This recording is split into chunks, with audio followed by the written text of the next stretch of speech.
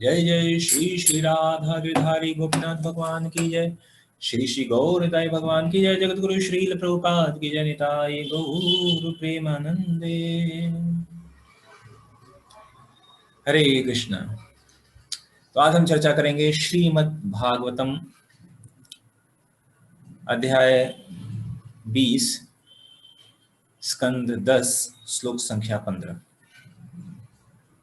ओम अज्ञानतिमिरान्धस्य ज्ञानाञ्जनशलाकया चक्षुरुन्मीलितं येन तस्मै श्रीगुरवे नमः। नमः ओम विष्णुपादाय कृष्णप्रेष्ठाय भूतले श्रीमते भक्तिर्वेदान्त स्वामिने नामिने नमस्ते सरस्वती देवी गौरवाणी प्रचारिणे निर्विशेष शून्यवादी पाश्चात्य देशतारिणे। जय श्री कृष्ण चैतन्य प्रभो नित्यानंद श्री अद्वैत गदाधर श्रीवासादि गौर भक्त वृंद। हरे कृष्ण कृष्ण कृष्ण हरे हरे, हरे राम राम राम हरे हरे।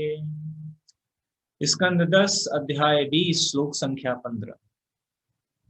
गिरयो वर्षधाराभिर्हन्यमाना न विद्यथुः अभिभूयमाना व्यसनैर्यथाधोक्षज चेतसः।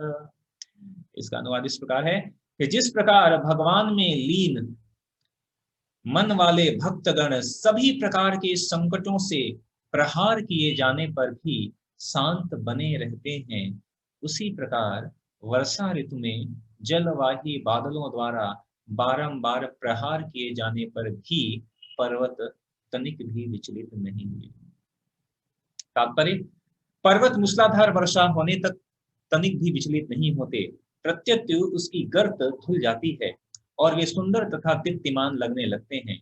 इसी प्रकार भगवान का उच्च भक्त विषम परिस्थितियों में भी अपने भक्ति संबंधित कार्यों से चलायमान नहीं होता है, प्रत्यतु इससे इस जगत की अनुरूप रूपी उसके हृदय की धूल साफ हो जाती है। इस तरह कठिन परिस्थितियों को सहन करने से भक्त सुंदर तथा कांतिमय लगने लगता है।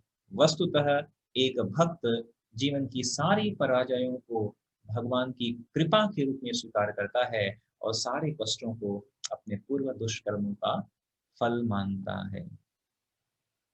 हरे कृष्ण। तो वास्तविक में यह जो अध्याय, यह अध्याय का जो शीर्षक है वह है कि वृंदावन में वर्षा ऋतु और शरद ऋतु का वर्णन। स्कंद 10 का यह अध्याय 20 है। और यहाँ पर सुखदेव गोस्वामी वर्षा ऋतु का वर्णन कर रहे हैं कि वृंदावन में वर्षा जब आती है तो वो वर्षा किस प्रकार दिखती है। ऐसे वृंदावन में सारी चीजें वह भगवान की प्रसन्नता के लिए होती हैं। तो यहाँ पर यह तुलना की जा रही है कि बारिश होती है, और तो जब बारिश होती है तो मूसलाधार वृष्टि, बारिश की जो बूंदें हैं, वो बारिश की बूंदें कहाँ गिर रही हैं? पर्वतों के ऊपर। कहते हैं कि जैसे जब बारिश जब आती है तो कई बार बारिश के साथ आंधी तूफान भी आता है, बहुत तेज हवाएं चलती हैं और बहुत तेज बारिश होती है। तो कहते हैं कि कई बार जब ये पर्वतों पर पड़ती हैं तो सुखदेव गोस्वामी तुलना क्या कर रहे हैं कि ये बारिश की तुलना कर रहे हैं कठिनाइयों से, कठिन परिस्थितियों से, और पर्वत की तुलना कर रहे हैं भक्त से। जैसे कि कितनी भी तेज बारिश हो, पर्वत अपने स्थान से हिलता नहीं है, अडिग रहता है। पर्वत अपने स्थान से हिलता नहीं है, कितनी तेज हवाएं चले, कितनी तेज बारिश। तो सुखदेव गोस्वामी ये बात कह रहे हैं कि उसी प्रकार एक भक्त को चाहिए जो कि कृष्ण भावनामृत का अभ्यासी है, ऐसे भक्त को चाहिए कि कठिन से कठिन परिस्थितियां आए उसमें भी वह पर्वत के समान अचल और अडिग बना रहे। पर्वत के समान क्या रहे? वह अचल अडिग बना रहे। और सिर्फ इतना ही नहीं, सुखदेव गोस्वामी के बाद जब प्रभुपाद इसका तात्पर्य लिखते हैं तो प्रभुपाद क्या कह रहे हैं कि जैसे जब बारिश आती है तो पर्वत के ऊपर अनेकों धूल रहते हैं, धूल मिट्टी, तो वो सारी जो धूल मिट्टी है बारिश के कारण क्या होती है, सारी धुल जाती है और पर्वत फिर से साफ सुथरा हरा भरा दिखाई पड़ने लगता है, मतलब और चमकने लगता है। उसी प्रकार प्रभुपाद कहते हैं कि जब कठिन परिस्थितियां आती हैं तो उन कठिन परिस्थितियों में जो भक्त है वो भक्त और क्या होता है, निखर कर सामने आता है, निखर कर सामने आता है। अगर आप श्रीमद् भागवत को पढ़ें सुने, आप देखेंगे कि श्रीमद् भागवत के पृष्ठों में जितने भी लीलाएं हैं, कोई भी आप लीला ले लीजिए, देखिए हर लीला में जो भक्त हैं उन भक्तों को कठिनाइयों से होकर गुजरना पड़ा। कोई भी आप लीला देखिए, ध्रुव महाराज की लीला, प्रहलाद महाराज की कोई भी लीला देखें तो कठिनाइयों से होकर गुजरना पड़ा। तो ये बात बहुत स्पष्ट है। इसलिए कई बार जैसे जब प्रारंभिक स्तर में हम कृष्ण भावनामृत में आते हैं तो हम क्या कहते हैं, क्या करो, chant Hare Krishna and be happy, आओ प्रसाद खाओ नृत्य करो, जो है गाओ नाचो प्रसाद खाओ और आनंद में रहो। तो निश्चय ही इसमें आनंद तो है, लेकिन वास्तविक रूप में अधिकतर लोग भौतिक जगत में भगवान के पास आते हैं, क्यों आते हैं, कुछ समस्याओं को लेकर आते हैं। ऐसे इसमें भी कोई गलत बात नहीं है, क्योंकि भगवान भगवत गीता में इसकी पुष्टि करते हैं कि 4 तरह के लोग मेरे पास आते हैं। आर्त, जिसमें एक क्या है, आर्त, आर्त मतलब कुछ समस्याओं से दुखी है, संकट की स्थिति में है और उससे वह डिस्ट्रेस है, डिप्रेस्ड है और वो अपनी समस्या का समाधान चाहता है और इसलिए भगवान की शरण में आ रहा है। तो भगवान कह रहे हैं, ओ अच्छा, गुड, मोस्ट वेलकम। भगवान उनको मना नहीं कर रहे हैं, भगवान कह रहे हैं अच्छा है, एटलीस्ट भगवान के पास तो आ रहा है, ये अच्छी बात। तो अगर देखा जाए, हम सब की परिस्थिति देखा जाए तो हम सब भगवान के पास आर्त वाले ही आए हैं। हम भगवान के पास इसलिए नहीं आए, ये बहुत भगवान आपसे प्रेम है इतना कि हम आपके पास आए, नहीं, हम कहीं ना कहीं किसी न किसी रूप में कुछ समस्याओं से घिरे, कुछ इस तरह से, कुछ टेंशन, कुछ इन सब से ही हम छुटकारा पाने के लिए, भौतिक जगत में बहुत सारे स्वार्थी लोग पड़े हुए हैं, भौतिक जगत में बहुत ऐसा है वैसा है, और फिर हम आते हैं। तो हम कहीं ना कहीं आर्त वाले ही, हम कैटेगरी वाले। लेकिन इट्स ओके कि हम अपने दुखों का निवारण करने के लिए भगवान के पास आए और फिर हमने भक्ति प्रारंभ की, लेकिन हम आगे भी केवल और केवल दुख के निवारण के लिए ही भक्ति करते रहें, ये सही नहीं है। और इसलिए राधानाथ स्वामी महाराज अपने एक वक्तव्य में कहते हैं कि जो भक्ति है वह इसलिए नहीं है कि भक्ति करेंगे तो सारे दुख समाप्त हो जाएंगे, भक्ति इसलिए नहीं है। हाँ, भक्ति से दुख समाप्त होंगे, ये भी बात सही है, लेकिन भक्ति का उच्चतम उद्देश्य यह नहीं है कि हम भक्ति करें और हमें किसी प्रकार की कोई कष्ट नहीं होगा, ऐसा नहीं है। वास्तविक रूप में भक्ति का संबंध न तो सुख से है न तो दुख से है। अगर सुख मिलता है बहुत अच्छी बात है, और अगर दुख मिलता है तो भी अच्छी बात है। इसीलिए भगवान भगवत गीता में क्या कहते हैं, सुख दुखे समय कृत्वा लाभा लाभो जय। सुख दुख में समान बने रहो। सुख और दुख, हमारा भक्ति किस लिए है, अपने सुख के लिए या अपने दुख के निवारण के लिए नहीं है। भक्ति का उद्देश्य सिर्फ एक है, वह है कि भगवान की प्रसन्नता, भगवान की प्रसन्नता के लिए केवल भक्ति है, एक, दैट्स इट।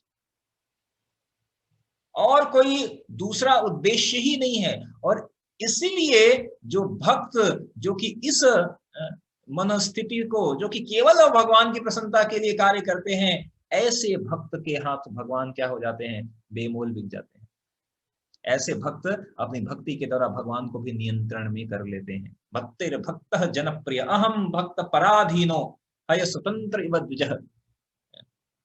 तो इसलिए यह समझना हमें पड़ेगा कि विषम परिस्थितियों आने पर, जब कठिनाई का समय है, और ये कठिनाई का समय किसी भी रूप में आ सकता है, किसी भी रूप में आ सकता है। कभी कभी हम जो है बाहर की तो कठिनाई के बारे में बहुत बात करते हैं, लेकिन हम अपने घर के भक्त बनने के बाद अपने घर के अंदर की कठिनाइयों के बारे में बात नहीं करते। घर में बहुत कई बार तू मैं हो जाता है घर में। बाहर तो प्रभु जी को दंडवत प्रणाम, और लेकिन घर में घर में चल रहा है, तुमने ऐसा कैसा बोल दिया है। तो बहुत मुश्किल होता है कि बाहर किसी का सम्मान करना, नए मंदिर में जाकर दंडवत प्रणाम करना बहुत आसान होता है, लेकिन घर के अंदर परिवार, क्योंकि वो हमें पहले से देख रहे हैं, जब हम भक्त नहीं थे, फिर कहते हैं हाँ 20 साल 25 साल वो किया और अभी बहुत पंडित बन रहे हो, बहुत महात्मा बन रहे हो, तो फिर हमसे सहन नहीं होता है ये बात। तो फिर बहुत मुश्किल, चाहे वो पारिवारिक कठिनाई अंदर आओ या सामाजिक या किसी भी तरह की, या कहने का मतलब भक्त जो है हर परिस्थिति में, हर कठिन परिस्थितियों में क्या होता है, अचल रहता है, अडिग रहता है। ये है भक्त की। तो ऐसा कभी मत समझिए, don't think that because you are in Krishna conscious, आप कृष्ण भावनामृत में हो, तो आपके पास कष्ट नहीं आएगा, आपके पास समस्याएं नहीं आएंगी। वास्तविक रूप में कष्ट समस्याएं आएंगी। क्यों आएंगी? क्योंकि यह भौतिक जगत भगवान ने स्टंप मार के भेजा है, दुखालयम अशाश्वतम। यह भौतिक जगत दुख का घर है, और दुख के घर में हम हैं, और हम सोचते हैं कि दुख न आए। ऐसे कैसे हो सकता है? अगर आप चाहते हैं कि दुख ना आए, तो इस भौतिक जगत को फटाफट छोड़ के जाइए आध्यात्मिक जगत में, वहां दुख नहीं है। लेकिन जब तक यहाँ रहेंगे, तब तक दुख से चार चार हाथापाई होती ही रहेगी। लेकिन भक्त जो है उससे विचलित नहीं होते हैं, दुख के आने से या सुख के आने से, इन दोनों से भक्त विचलित नहीं होते। और इसलिए हमें ये समझना चाहिए। कैसे समझना चाहिए? कि सुख आता है तो यह भगवान की कृपा है, और दुख आता है तो भी यह भगवान की कृपा है। हम ये कहते हैं कि बिना भगवान के मर्जी के एक पत्ता भी नहीं हिलता है। तो अगर ये दुख जो हमारे जीवन में आ रहा है, तो ये किसकी मर्जी से आ रहा है? ये भी भगवान की कृपा है। तो हर परिस्थिति में भगवान का कृपा देखना, ये भक्त का स्वभाव है। ये वास्तविक भक्त है जो हर परिस्थिति में भगवान की कृपा देख सके। ओ, इतना कष्ट मेरे पर, जरूर इसमें भगवान की कुछ कृपा होगी, इसमें जरूर भगवान हमें कोई शिक्षा देना चाहते हैं, इसमें जरूर भगवान हमारे लिए कुछ हितकर संदेश छिपा है भगवान का इसमें। भक्त ऐसे सोचता है, और इसलिए बल्कि उस कठिन परिस्थिति से होकर जो भक्त है और निखर जाता है, उसकी भक्ति और बढ़ जाती है। किस प्रकार कठिन परिस्थितियों में, और कैसी कठिन परिस्थिति, यहां तक कि अगर भक्त की मृत्यु तक भी आ जाता है तो भक्त विचलित नहीं होता है। श्रीमद् भागवत में ऐसे अनेक उदाहरण हैं। 6ठे स्कंद में एक उदाहरण आता है चित्रकेतु महाराज का।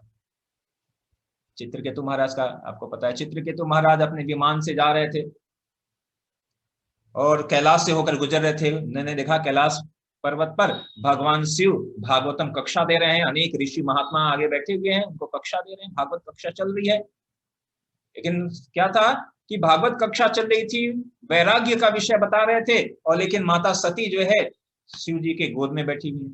तो एक तरफ जो है पार्वती जी, माता सती शिव जी के गोद में बैठी हुई हैं, और गोद में बिठाकर शिव जी है परम वैरागी, वैराग्य की कक्षा, भागवत कक्षा दे रहे हैं। यह दृश्य को देखकर चित्रकेतु महाराज के होठों पर मंद मंद मुस्कान सी आ गई। तो ये मुस्कान इसलिए नहीं था कि उनकी हंसी उड़ाने के लिए, अरे देखो एक ऐसा स्त्री को साथ में बिठाकर भाग वैराग्य की, नहीं ऐसा नहीं था। वो उन्होंने कहा कि देखो भगवान के परम वैष्णवा नाम यथा संभव, क्या इनकी ग्लोरीज है, क्या कितने महान हैं। तो ये सोचकर उनके मंद मंद मुस्कान आ गई। पार्वती जी ने देख लिया। पार्वती जी ने कहा हमें देखकर जो है हमारे हंसी उड़ा रहा है, हमें देखकर हमें हंसी उड़ा रहा है। तुरंत पार्वती जी ने श्राप दिया कि तुम जो क्या करो, राक्षस बन जाओ, राक्षस बन जाओ। चित्रकेतु महाराज नीचे उतरे अपने विमान से, चित्रकेतु महाराज नीचे उतरते हैं, हाथ जोड़कर जाते हैं। हाथ जोड़कर सुखदेव गोस्वामी वर्णन करते हैं कि चित्रकेतु महाराज कहते हैं, अथ प्रसादे न त्वाम साप मोक्षाय भामिनी यन्मन्यसे ह्य साधुक्तम मम तक्षम्यताम सती। चित्रकेतु महाराज क्या कहते हैं कि ओ मदर, ओ माता सती, आपने मुझे अनायास ही श्राप दे दिया, मेरे ऊपर क्रोधित हो गई हैं। लेकिन क्योंकि मेरी ये जो सुख है या ये जो मेरा दुख है, ये मेरे ही कर्मों का फल है वास्तविक रूप में, इसमें किसी और का उत्तरदायित्व नहीं है। और इसीलिए आपने जो मुझे श्राप दिया है, इस श्राप को समाप्त करने के लिए मैं आपसे कोई विनती नहीं करूंगा। आपने जो श्राप दिया है, कृपया करके वह श्राप मेरे ऊपर लागू हो जाए, यद्यपि कि मेरी इसमें कोई गलती नहीं है। अगर आप ऐसा समझती हैं कि मैंने कुछ गलत किया है, तो मैं उसके लिए भी आपसे क्षमा प्रार्थी हूं। तक्षम्यताम सती। और हमारे साथ क्या होता है, अगर हम गलत हैं, पहली बात, अगर हम गलत हैं और हमसे कोई कह दे रहा, प्रभु जी, माता जी, आप ये ठीक नहीं करो, गलत करो, तो हमारे तो एटलीस्ट थोड़ा चलता है। अच्छा, हमें पता है हमने गलती की है, और लेकिन फिर भी मन डर रहेगा। अब हम वो क्या कहते हैं, अवसर तलाशते कि कब वो गलती करे और हम उसको टोक के हिसाब बराबर कर दें। हमें टोका था गलती पर, अब हम भी तलाशते हैं कब गलती करे, कब गलती। लेकिन अगर मान ले कि हम गलत नहीं हैं, हम सही हैं, और कोई हमें गलत कह दे, हम गलत नहीं हैं, हम सही हैं, और कोई हमसे गलत कह दे, प्रभु जी आप गलत है, आप सही नहीं कर रहे हो, ये, तब तो हमारा पारा सातवें आसमान पर। कैसे कह दिया, और हम पूरे शास्त्र का कोट ले आकर सारे पूरा अदालत बिठाकर उसको गलत साबित करके रहेंगे कि आपने, मैं सही हूं और आप गलत हैं, मैं सही हूं आप गलत हैं, मैं सही हूं आप। जब तक वो स्वीकार न करे तब तक छोड़ेंगे नहीं। कैसे कह दिया, मैंने, मेरी कोई गलती भी नहीं थी। लेकिन चित्रकेतु महाराज क्या कह रहे हैं, चित्रकेतु महाराज क्या कह रहे हैं, यद्यपि कि मेरी कोई गलती नहीं, लेकिन मेरी ये जो गलती, ये जो सुख दुख है, ये मेरे ही कर्मों का फल है। अगर आपने मुझे श्राप दिया तो ये मेरे कर्म का फल है, ये आपकी कोई गलती नहीं है। यद्यपि कि मेरी ऐसी कोई मंशा नहीं थी, लेकिन फिर भी अगर आपको ऐसा लगता है कि मेरी गलती है, तो मैं उसके लिए क्षमा प्रार्थी हूं। ये चित्रकेतु महाराज कह रहे हैं, मतलब गलती न होने पर भी स्वीकार कर लिया, वो चाहे तो मना कर सकते थे। यह चित्रकेतु महाराज विषम परिस्थिति, भक्त, ये देखिए भक्त का चरित्र। और जब ऐसे चित्रकेतु महाराज ने किया, तो फिर भगवान शिव क्या कह रहे हैं, सुनिए भगवान शिव देखिए क्या कह रहे हैं। भगवान शिव क्या कह रहे हैं, पार्वती जी से कहते हैं, दृष्टवत्याशि शुश्रोणि हरेर अद्भुत कर्मणः महात्मयं भृत्य भृत्यानां निष्पृहानां महात्मनां। क्या बात, शिव जी कह रहे, क्या कह रहे हैं, हरेर अद्भुत कर्मणः भृत्य भृत्यानां महात्मयं, महात्म्य देखिए, क्या महात्म्य देखिए किसका, भृत्य भृत्यानां, सेवकों के सेवकों का, किसके, हर ऐसे हरि जिनके अद्भुत कर्म हैं, ऐसे भगवान जिनके कार्य अद्भुत हैं, ऐसे भगवान के सेवकों के सेवकों का महात्म्य तो देखिए। क्या महात्म्य देखिए, तो शिव जी जो है थोड़ा जोकिंग वे में कह रहे हैं, थोड़ा पार्वती जी से जोक करते हुए वो कह रहे हैं, निष्पृहानाम, इनका कोई एम्बिशन नहीं है, इनका केवल एक ही मात्र उद्देश्य है भगवान की प्रसन्नता। प्रभुपाद तात्पर्य में ये बात कहते हैं कि शिव जी जो है पार्वती जी को कहते हैं कि ये दृष्टवत्यासि, देखो इनका जो यश है, भक्तों का जो यश है, वह आपके जो शारीरिक सौंदर्य से भी अधिक बड़ा है। पार्वती जी कोई सामान्य व्यक्ति नहीं है, माता पार्वती सती स्वरूपा सौंदर्य की प्रतिमूर्ति। शिव जी क्या कह रहे हैं कि आपके शारीरिक सौंदर्य की तुलना में इन भक्तों का सौंदर्य कई गुना अधिक है। और इनका कोई कोई और उद्देश्य नहीं है, इनका केवल एक ही उद्देश्य है, वह है भगवान की प्रसन्नता। और ये भक्त का क्या है, महात्म है, भृत्य भृत्यानाम, ये महात्म है भक्त का। और उसके बाद शिव जी पुनः एक और प्रमुख श्लोक कहते हैं, शिव जी कहते हैं नारायण परे सर्वा नारायणन परा सर्वे न कुतश्च विभ्यति स्वर्गापवर्ग नरकश्वेपि तुल्यार्थ दर्शन। शिव जी क्या कहते हैं कि भगवान के जो भक्त हैं उनकी महिमा क्या कही जाए। नारायण परा, जो नारायण परा है, नारायण परा मतलब जो भगवान नारायण को पूर्ण रूप से समर्पित हैं, भगवान को पूर्ण रूप से समर्पित हैं। न सर्वे न कुतश्च विद्यति, वो किसी से डरते नहीं है। भगवान के भक्त किसी से डरते नहीं है, तो विषम परिस्थितियों से क्या डरेंगे और कैसी विषम परिस्थितियों से भी नहीं डरते हैं। स्वर्ग की प्राप्ति हो, अपवर्ग नरकस्वेपि, स्वर्ग में मिले नरक मिले कुछ भी मिले उनको कोई डर नहीं है। भगवान के जो भक्त है कहते हैं स्वर्ग मिले ओके, नरक है ओके, स्वर्ग में रहे, जीवने मरणे गति आर नहीं मोर, राधा कृष्ण प्राण मोर जुगल किशोर। तो चाहे जीवन रहे या मरण रहे, स्वर्ग रहे या नरक रहे, यहां रहे या वहां रहे, कहीं भी रहे, वो है क्या, नारायण परः है, भगवान को पूर्ण रूप से समर्पित है। और ऐसे भगवान को पूर्ण रूप से समर्पित व्यक्ति वो किसी से डरते नहीं, किसी भी परिस्थितियों से डरते नहीं है। उनका एक ही उद्देश्य है, कहीं भी रहेंगे भगवान की सेवा करते रहेंगे, कोई भी परिस्थिति हो। सुख की परिस्थिति हो तो सुख में सेवा करेंगे, दुख की परिस्थिति हो तो दुख में सेवा करेंगे, जो भी परिस्थिति हो उसमें हम सेवा करते रहेंगे। ये है, ये भक्तों का महात्म्य है। और इसीलिए यहां पे कहा जा रहा है कि जैसे वर्षा ऋतु में जब वर्षा होती है तो जो धूल है पर्वत की वो धुल जाती है, पर्वत अपनी जगह पर स्थिर रहता है, पर्वत अपनी जगह पर स्थिर रहता है। तो भक्त वैसे ही स्थिर रहते हैं अपनी भक्ति में, अपने भक्ति में स्थिर रहते हैं, कुछ भी परिस्थिति आए वो हिलते नहीं है, फिक्स अपनी स्थिति में, भक्ति की स्थिति में। तो ऐसे भक्त जो है वह भगवान को अतिशय प्रिय है। और इसीलिए हमें अपने आप से यह प्रश्न करना पड़ेगा, are we able to appreciate Lord in any form, क्या हम भगवान को हर रूप में भगवान की प्रशंसा कर सकते हैं। भगवान कई रूपों में आएंगे, कई बार भगवान जो है इन lord will come in the form of defeat, हार के रूप में आएंगे, बड़ी मुश्किल है हार को सहन करना।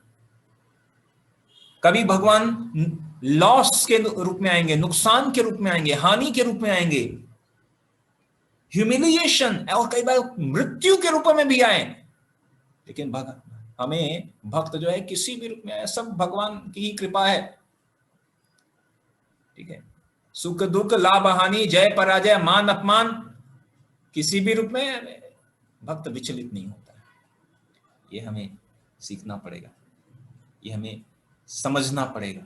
ये भक्ति की उच्च स्थिति की बात कर रहे हैं। तो इसलिए श्रीमद् भागवत में अनेकों जगह पर अनेकों ऐसे उदाहरण दिए हुए हैं। श्रीमद् भागवत में उदाहरण दिया है कि एक ऐसा उदाहरण है कि जहां पर कुछ विपरीत परिस्थितियां आई और उन विपरीत परिस्थितियों में आने के बाद भक्तों ने भगवान को प्रार्थनाएं की। उदाहरण क्या है, गजेंद्र। विपरीत परिस्थिति आई, संकट का समय आया, उन्होंने प्रार्थना किया गजेंद्र ने। और फिर छंदोमयेन गरुणेन समूह मानस चक्रायुधो अभय गमत असु यतो गजेंद्र, भगवान तुरंत प्रकट हुए और ग्राह कुमार का, गजेंद्र का उद्धार किया। द्रौपदी महारानी जब भी अपमानित करने का प्रयास कर रहे थे, उस समय द्रौपदी महारानी ने हे गोविंद कहकर भगवान को पुकारा और भगवान जो है प्रकट हुए और उनकी लाज की रक्षा की।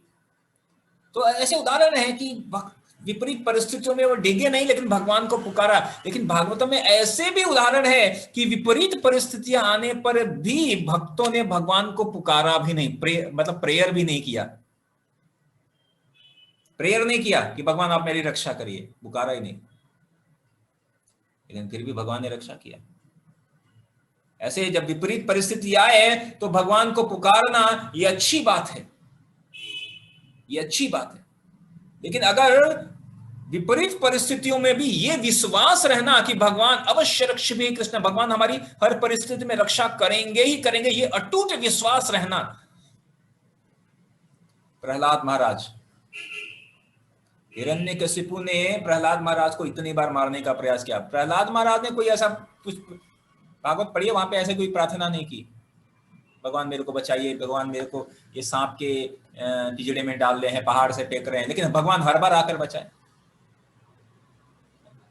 इतना अत्याचार किया प्रहलाद महाराज पर हिरण्यकशिपु ने, इतने कष्ट, इतने जो है कि आप नरसिंह भगवान प्रकट क्यों हो रहे हैं, कि इतने विपरीत परिस्थिति, इतनी समस्या, इतने कष्ट प्रहलाद महाराज को दिए।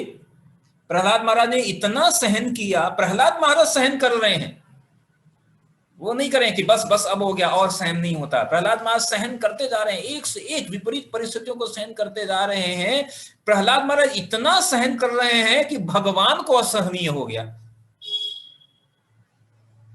आप देखिए, भक्त प्रहलाद महाराज इतना सहन कर रहे हैं विपरीत परिस्थितियों को कि भगवान भी उनको सहन नहीं हुआ, कहे अब बस, और नरसिंह देव भगवान के रूप में प्रकट हो गए। और इसीलिए नरसिंह देव भगवान जब प्रकट हुए तो इतने क्रोधित थे। क्यों इतने क्रोधित थे? क्यों इतने क्रोधित थे? ये जो क्रोध है, भगवान का क्रोध, ये प्रहलाद महाराज के प्रति वात्सल्य प्रेम के कारण था। अरे मेरे पुत्र को, मेरे भक्त को इतना प्रताड़ित किया, इतना सहन किया, एक शब्द नहीं बोला, इतना प्रताड़ित किया, इसलिए इतने क्रोधित होकर प्रकट हुए। मतलब उनको सहन नहीं हुआ और प्रकट हो गए। सत्यम विधातुम निज भृत्य भासित, प्रहलाद महाराज ने तो पुकारा भी नहीं। प्रहलाद महाराज ने हिरण्यकशिपु पूछा, इस खंबे में है तुम्हारे भगवान? मैंने कहा हाँ। अब भगवान तो बस इंतजार कर रहे थे कि कुछ तो हिंट दो। कहा इस खंबे में, भगवान तुरंत प्रकट हो गए, खंबा फाड़ कर। निज भृत्य भासित, अपने सेवक की बात को सत्य साबित करने के लिए, तो अपने सेवक की बात को सत्य साबित करने के लिए भगवान तो प्रकट हुए। लेकिन वो क्रोध जो था, वो क्रोध क्यों था? क्योंकि उनका भक्त प्रहलाद इतना सहन कर रहा था कि उनको असहनीय हो गया, और इसलिए वो नर और सिंह के रूप में प्रकट हुए। प्रहलाद महाराज ने, और फिर आगे की कथा पता है कि इतना क्रोध कि ब्रह्मा जी करें मैं नहीं जाने वाला उनके सामने। अरे लक्ष्मी जी, आप आपके पति देव हैं, शांत कराओ।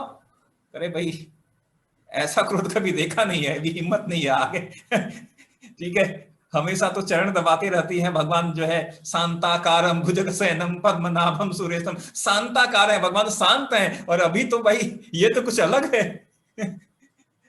ये शांत तो छोड़ो, ऊपर से ये ऐसा क्रोध कर रहे हैं, भाई डर है नहीं जाने वाली, इस बार माफ करो। प्रहलाद महाराज भगवान को साष्टांग प्रणाम की। और जब भगवान नरसिंह देव भगवान ने देखा प्रहलाद महाराज उनके चरणों में लेटे हुए हैं, सुखदेव गोस्वामी वर्णन करते हैं, स्वपाद मूले पतितं तमर्भकं विलोक्य देवः कृपया परिप्लुतः उत्थाय तक्षिण्य दधात कराम्बुजं कालाहि वित्रस्धियां कृताभयम्। भगवान के वो हाथ जो कि सभी भयों को समाप्त करने वाले हैं। भगवान ने देखा कि प्रहलाद महाराज उनके चरणों में गिरे हुए, तुरंत अपना अभय हाथ प्रहलाद के सर पर रखा और उनको उठाया, उठाकर अपनी गोद में बिठा लेते हैं। और सिर्फ गोद में नहीं बिठाते हैं, वात्सल्य के कारण उनको जैसे जो शेर है वह अपने कब को, अपने बच्चे को जो है चाटता रहता है, वैसे भगवान जो है प्रहलाद महाराज को पूरा चाट रहे होते हैं वात्सल्य के कारण।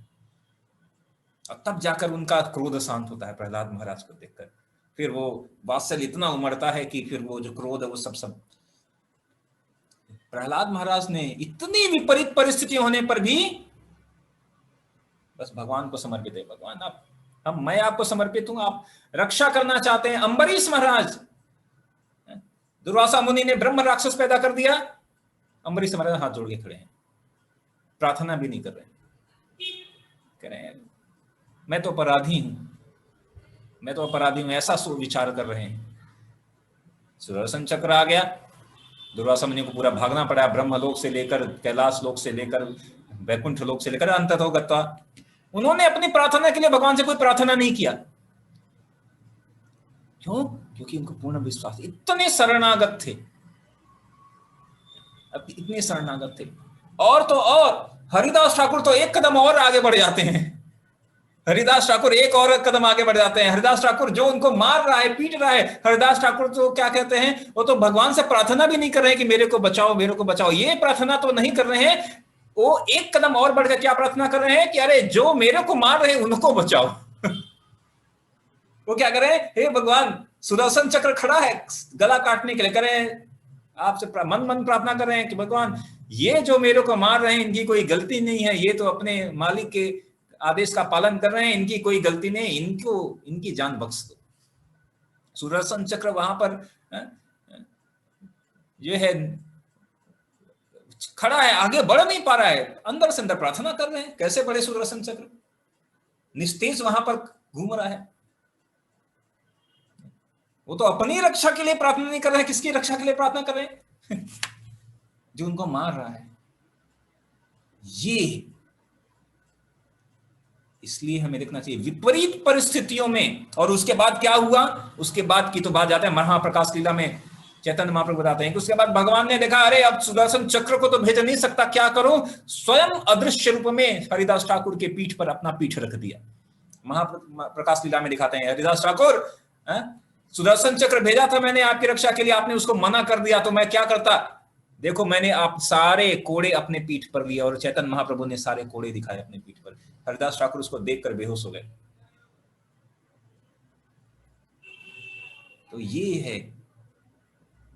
है भागवत के भक्तों का कैसे विपरीत परिस्थितियों में। हमारे साथ तो ऐसी कोई विपरीत परिस्थिति नहीं, प्रभु जी क्या करें क्या करें, मंदिर इसलिए नहीं आ पाते हैं क्योंकि सांपों के पिंजड़े में छोड़ दिया गया था मेरे को जैसे प्रहलाद महाराज को छोड़ दिया, आकाश फेंक दिया गया, नहीं, ऐसा कुछ हमारे साथ नहीं हो रहा है। हमारे साथ छोटी सी विपरीत परिस्थिति हो जाती है, किसी ने कुछ कह दिया और फिर तो हम, या तो वो आएगा या तो हम आएंगे। प्रभु जी डिसाइड करके बता दो किसको बुलाना है। आपको कौन प्रिय है, मैं जो इतनी सेवा करता हूं या वो जो कुछ भी सेवा नहीं करता है। अब प्रभु जी बहुत धर्म संकट में क्या करें। तो कहने का मतलब कुछ छोटी छोटी परिस्थितियां, छोटी बड़ी जो भी विपरीत परिस्थितियां हो, कोई भी विपरीत परिस्थिति हो, हमें देखना चाहिए भक्त का स्वभाव, भक्त कैसे आचरण करता है, भक्तों की। तो ऐसे भक्त इन सारी विपरीत परिस्थितियों में कैसे, जैसे वर्षा के बाद पर्वत धुलकर साफ सुथरा चमकदार हरा भरा दिखाई पड़ता है, वैसे प्रकट होते हैं। ऐसे भक्तों की ग्लोरीज, भक्तों का यश बढ़ जाता है। फिर तो भगवान, तो भक्ति में परीक्षाएं तो आएंगी। जैसे पहली कक्षा भी पास करने के लिए लास्ट में परीक्षा देना पड़ता है, हर कक्षा को पास करने के लिए परीक्षा देना पड़ता है। तो परीक्षा तो आएगी इस भक्ति में भी। हाँ, भगवान से ये प्रार्थना करना, भाई इतना ऐसी परीक्षा लेना कि हम पास हो जाएं, ठीक है, हम पास हो जाए, और समर्पित हो जाना भगवान के चरण कमलों में। आप जो चाहे, हमारी सफलता ऐसे तो हमारा कुछ अपना खुद का तो सामर्थ्य नहीं है, लेकिन आपके सामर्थ्य से ही हम यहाँ पर चल रहे हैं, कार्य कर रहे हैं। फिर आप जो चाहें वो करें, आप स्वतंत्र हैं। आस्यलस्यवापादरतां विनष्टु माम अदर्शनान् मर्महतां करोतु वा यथाव तथा विदधातु लंपटो मत प्राणनाथस्तु। चाहे आप प्रकट हो न प्रकट हो, कुछ भी करे, आप मेरे प्राणनाथ रहेंगे हर परिस्थिति में। ये है भक्त का स्वभाव।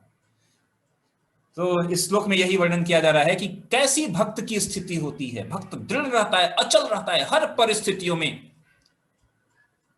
जैसे मूसलाधार वृष्टि में पर्वत अचल रहता है। तो इसका वर्णन आज यहाँ पर सुखदेव गोस्वामी कर रहे हैं।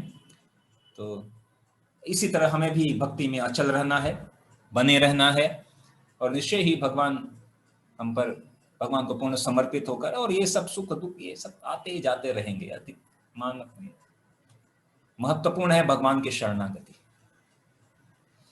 ठीक है, हरे कृष्ण। किसी का कोई प्रश्न है? समय तो समाप्त हो गया। ओके, ग्रंथराज श्रीमद् भागवतम की जय, श्रील प्रभुपाद की जय, निताई गौर प्रेमानंदे। हरि हरि बोल। हरे कृष्ण।